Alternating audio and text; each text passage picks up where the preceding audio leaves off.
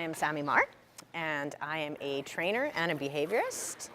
I have worked for several companies in the city and then started my own business, Smart Dogs, about 5 years ago.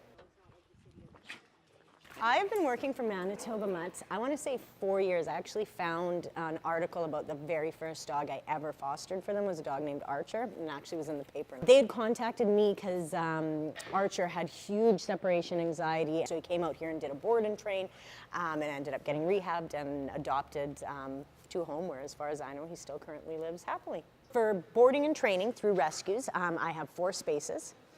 So I'll have up to 4 board and trains at a time, and then we're also a boarding facility where we'll take up to, I believe, 15 dogs, and then we're also doggy daycare where we'll have about 10 dogs a day. So usually we start one-on-one, bringing the dog in. Joey, my partner, also works with them, letting them get settled, and that can take a day for some dogs. It can take 2 weeks for some dogs, but in order to start working with the dog, I have to have trust. So if a dog doesn't like other dogs, the dog has to build trust with me and have a bond with me and know that I'm not going to hurt it and they can trust me in order to work with the other dog or whatever's scaring them. So it starts one-on-one, but sometimes, we'll have other people come in. I'll bring the dog out to group classes. I'll take them, I call them on out and about trips, where I load them up in the car and take them for a walk somewhere, go to town.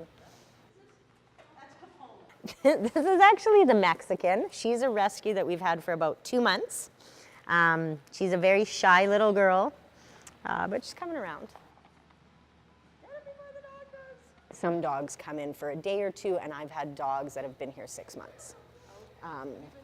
So it just really depends, on what the dog's previous history is, what they've been through, what their issues are, what resources the rescues have. There's been times that dogs have stayed with me not because they've had to, but because there's no foster homes, and they have nowhere to place the dog, or if the dog has specific requirements like no cats or no dogs, they have to have that foster home, no kids. My goal as a trainer is to keep dogs in home. If I can educate people and give them the tools they need to succeed with their dogs, the dog stays in home and don't need rescue. Come here, Scruffy. Come on. This is Scruffy, who I adopted from Manitoba Mutts about a year ago. Yeah, we've had her for a while.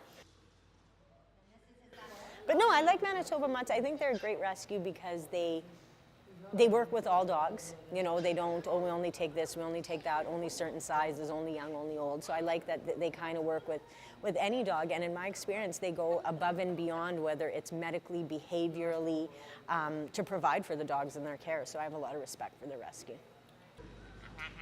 Good cat. All right.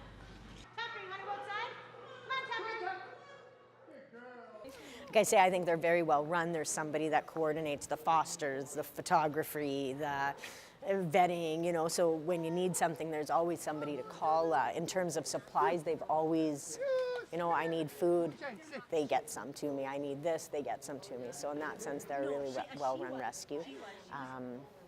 They take dogs, cats, they've saved many dogs.